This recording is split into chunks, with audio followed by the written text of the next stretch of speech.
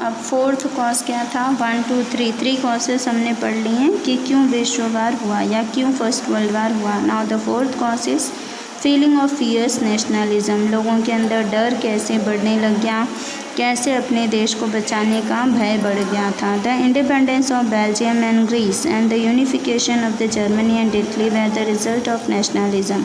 यानी कि जो स्वतंत्रता थी बेल्जियम और ग्रीस की, वो एक तरह से यूनिक थी, यूनिफिकेशन यानी कि वो देखने लायक थी। उसी तरह Germany and Italy were the result of nationalism, इसलिए जर्मनी और इटली ने भी एक ही राज्य बना लिया, अपना संगठित राज्य। But later the feeling of nationalism took an extreme and narrow form in Europe. लेकिन धीरे धीरे यही जो है नेशनलिज्म ये एक्सट्रीम बन गया, यानी बढ़ते गया and narrow form in Europe. Europe के अंदर जाकर ये बहुत ज़्यादा बढ़ गया था या बहुत ज़्यादा घट गया था। Economic jealousies, competitions and colonialism in Europe had increased so much that the destructive nationalism towards people। अब ये चीज़ें जो हैं यूरोप के अंदर, इकोनॉमिक जेलेसीज यानी रुपये पैसे की जो कमी, कॉम्पिटिशन्स, कॉलोनीज़ का जो कब्ज़ा, वो यूरोप में हैड इंक्रीज्ड, ये सारी चीज़ें बहुत ज़्यादा बढ़ गई थी। So much that the destructive nationalism that the national interest of each other began to clash, जिसकी वजह से एक दूसरे के बीच में क्लैशेस आने लग गए, यानी छोटे छोटे बात विवाद बढ़ने लग गए। Leading European nations began teaching extreme and destructive nationalism to its people. अब यूरोपियन नेशंस ने अपने लोगों को नेशनलिज्म की सीख, नेशनलिज्म का पाठ पढ़ाना शुरू कर दिया। Love for own nation and hatred for the other nation was encouraged. अपने देश के प्रति प्रेम और दूसरे देश के प्रति नफरत लोगों में डाली जा रही थी। द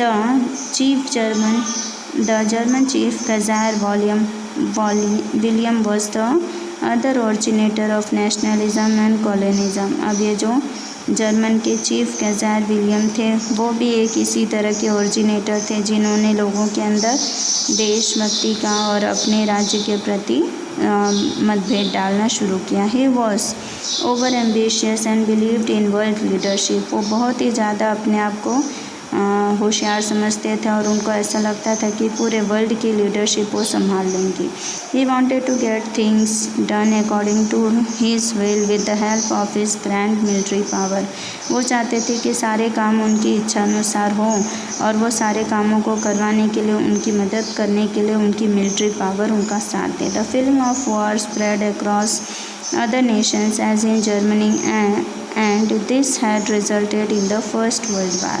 अब इसकी वजह से जो वार है, हर जगह आतंक, झगड़ा, लड़ाई यही मचा था, जिसके कारण जर्मनी में एज इन जर्मनी, और यही माहौल जो है अब जर्मनी में भी हो गया था, जिसकी वजह से फर्स्ट वर्ल्ड वार होना ज़रूरी हो गया था।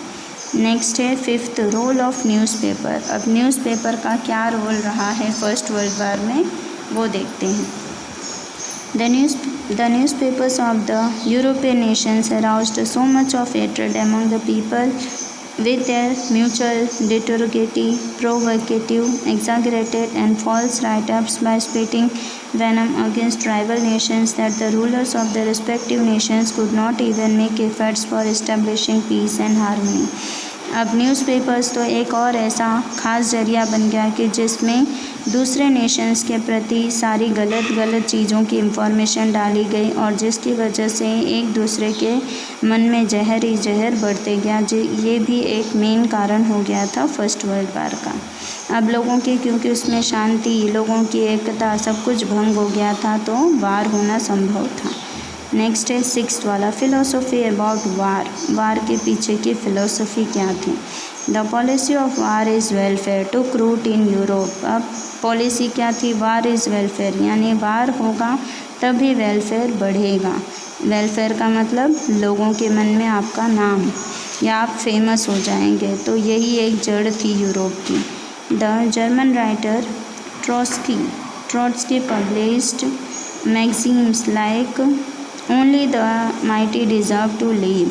अब उन्होंने ये इश्तिहारों के रूप में छाप दिया था कि खाली जो माइटी हैं, यानी जिसका ज़्यादा पावर होगा वही जिएगा और जिसका पावर कम हो रहा है उनको सबको मरना होगा। And war alone is the national need, और इस सब के पीछे वार जो है वही एकमात्र ज़रिया है, यानी युद्ध ही एक सॉल्यूशन है। Nietzsche and German writer expressed war as a sacred war, और नेटजी और जर्मन राइटर दोनों ने मिलकर ये एक्सप्रेस किया कि सेक्रेट वर्क यानी कि छुप छुपा के जो काम हो रहा है वही वार के लिए हो रहा है, यानी वार करने के लिए अब वो छुप छुप के रणनीतियाँ बना रहे हैं। The prince of Austria and his wife were assassinated by being shot at by a member of the Serbian terrorist organisation Black Hand. अब जो प्रिंस थे ऑस्ट्रिया के वो और उनकी वाइफ दोनों को असैसिनेट यानी कि दोनों को शूट कर दिया गया था, मार दिया गया था, और वो मारे गए थे सर्बियन टेररिस्ट के ग्रुप द्वारा जो कि ब्लैक हैंड पाए गए, यानी उनके हाथों द्वारा उनका मर्डर हुआ था, मारे गए थे।